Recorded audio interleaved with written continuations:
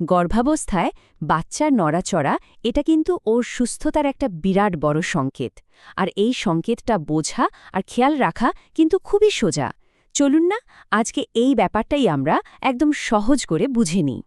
কখনো ভেবে দেখেছেন গর্ভের শিশু যখন নড়াচড়া করে তখনও আসলে কি বলার চেষ্টা করছে?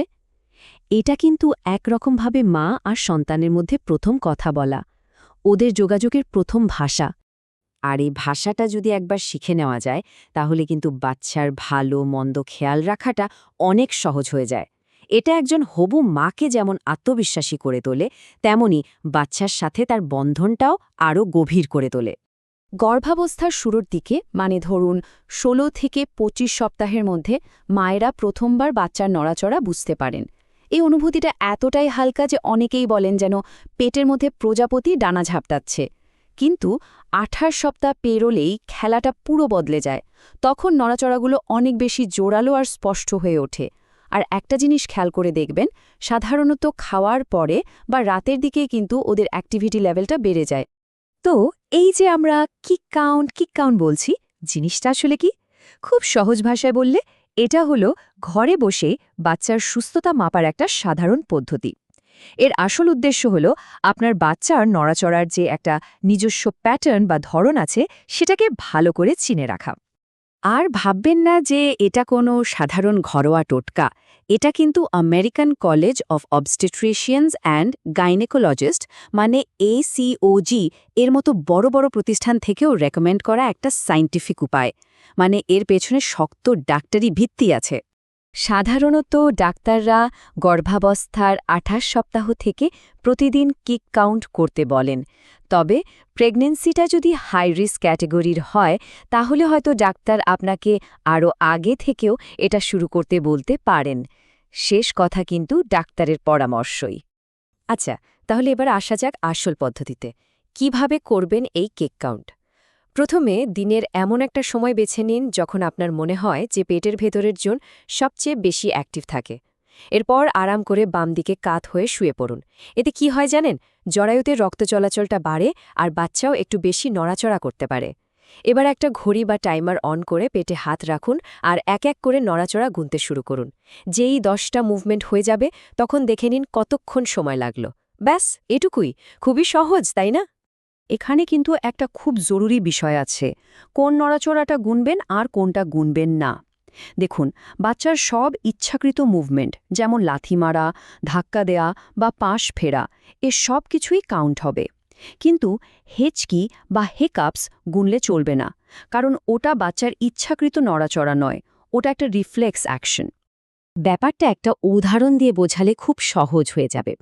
ধরুন আজকে আপনি দেখলেন যে ৪৫ মিনিটের মধ্যে 10টা মুভমেন্ট হয়ে গেছে বা সব ঠিক আছে। কিন্তু ধরুন পরের দিন ২ ঘন্টা পেরিয়ে গেল অথচ 10টা মুভমেন্ট আপনি পেলেন না। তখনই কিন্তু একটু চিন্তার কারণ আছে। এই যে প্যাটার্নের বদলটা, এটাই কিন্তু আমাদের খেয়াল রাখতে হবে। তাহলে আসল প্রশ্নটা হলো, ঠিক কখন চিন্তা করতে হবে? দেখুন, ভয় পাওয়ার একদম কারণ নেই, বরং সংকেতগুলো আগে থেকে জেনে রাখলে আপনি সঠিক সময়ে সঠিক ব্যবস্থাটা নিতে পারবেন। প্রথম যে সংখ্যাটা আমাদের মনে রাখতে হবে সেটা হলো 10। আমাদের টার্গেট হলো 10টা আলাদা আলাদা নড়াচড়া গোনা। আর দ্বিতীয় যে জরুরি বিষয়টা সেটা হলো সময়। এই 10টা নড়াচড়া কতক্ষণের মধ্যে হতে হবে? সর্বোচ্চ 2 ঘন্টার মধ্যে। তাহলে মূল প্রশ্নটা কি দাঁড়ালো? যদি 2 ঘন্টার মধ্যে 10টা নড়াচড়া টের পাওয়া না যায় তাহলে? উত্তরটা একদম সোজাসাপটা এবং খুব জরুরি। এক মুহূর্ত দেরি না করে সঙ্গে সঙ্গে আপনার ডাক্তার বা কাছের হাসপাতালে যোগাযোগ করতে হবে। এটা কিন্তু ভীষণ ভীষণ জরুরি। শুধু যে সময়ের হিসেব তাই কিন্তু নয়, আরও কয়েকটা জিনিসও খেয়াল রাখতে হবে।